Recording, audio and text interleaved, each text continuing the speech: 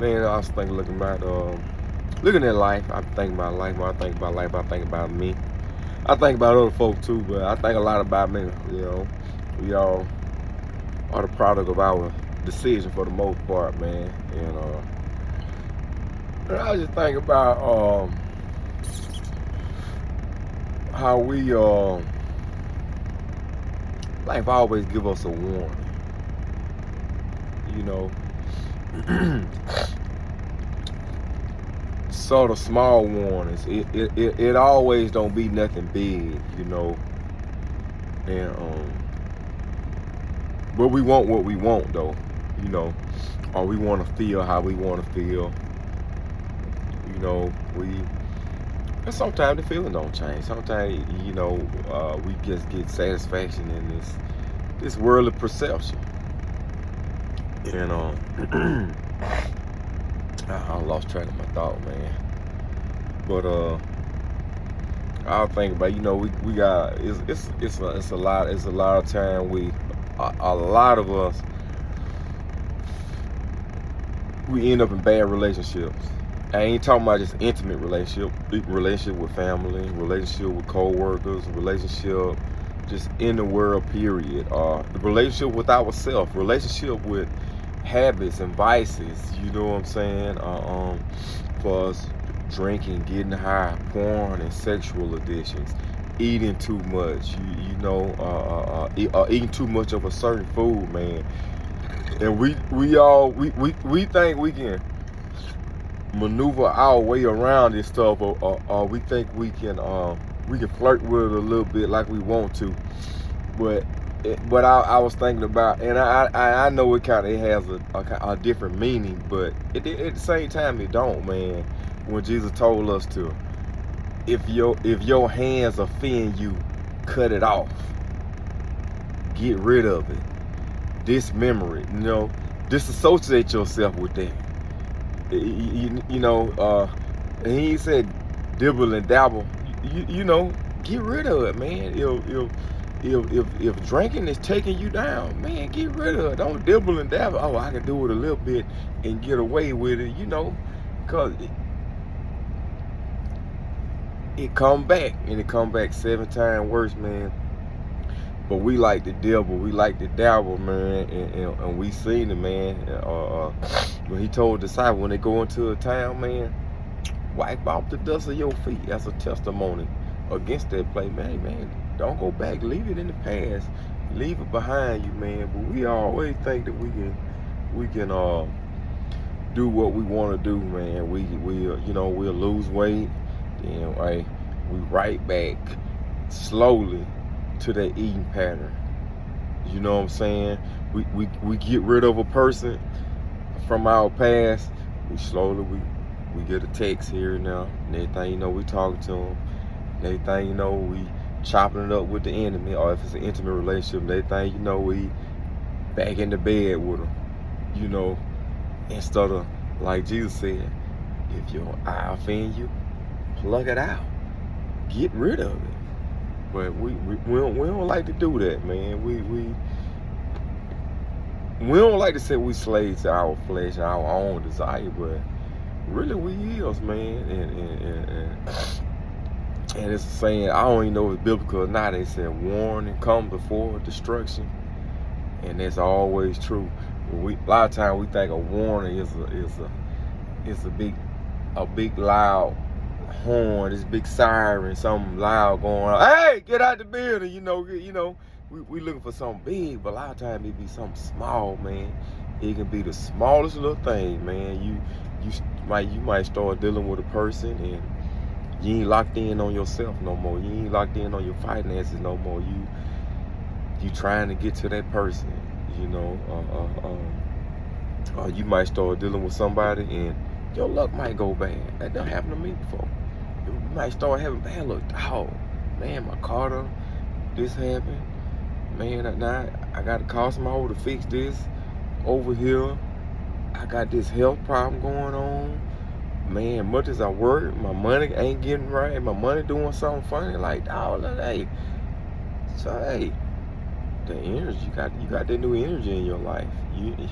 Stuff gonna happen sometime now, but when you see patterns of stuff, boom, that start appearing consistently, when certain people start appearing, or you start doing certain stuff, they got something to do with your actions, or they got something to do with your agreement, who you connected with, man. Man, it was something else I had on my mind. I wanted to say, but yeah, we want what we want, man, and it don't matter how strong you think you are, how grounded you think you are. You can't flirt with certain stuff. You can't flirt with, man. You just can't do it. Samson was a powerful man. He was powerful, and he had a strength, God-given strength. And his enemies, what did his enemies do? His weakness, they know his weakness was a woman. Pretty much every man's weakness is a woman in some kind of way. He got the warning every time. He lied to her. Enemy come, it didn't work. But he still kept dibbling dabbling with the very thing that came to destroy him. And it ended up being the death of him, man. And a lot of time, it ended up being the death of a lot of us, parts of us, man. That's supposed to exist. That areas that we supposed to prosper in, man. And the devil is very intentional about attacking us at our weaknesses or even our strengths. Like, like Samson, they needed to find out. They use his weakness to get to his strength, and that's how it works. That's how it works, and you end up becoming weak in an area you were so strong at, because of what you were connected to and stuff, man. And I used to understand. That's why I know the spiritual thing is real, man, about being born again, killing the old man, letting the Lord restore you, making you new again, bringing you back to your earlier condition. When you restore something, you bring it back you making it new again. You bring it back to how it was before, on the same level it was before. And that's what God want to do, man. He wants to bring us back, give us the mind that we had when we first came here, man. He want to remind us who we really are before this world bamboozles us, before we bamboozle ourselves, man. And a lot of times we blame the devil. We love to blame the devil, but we the biggest devil, the biggest enemy we got is us and our past and our mistakes. When it comes to our health and our connections and everything, we blame other people. But a lot of times, it's a little small warnings. It's always little small signs that we always ignore. And then when you look back, like I said, hindsight is 20/20.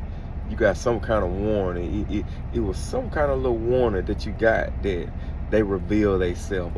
God showed you. It might have been just a gut feeling. It can be the smallest little thing, man, and you be like, damn, that person was against me the whole time. When you do a review, man, hey, they was around me to watch me the whole time. That's why they kept saying that. Okay. Hey, the devil was tricky, man, and that's why we got to be on it, man. And the funny part about it is everything that you pretty much gonna encounter, everything that you're gonna deal with is already in the book, man. A lot of times we be praying, waiting on the word for God, but the word from God is in his word.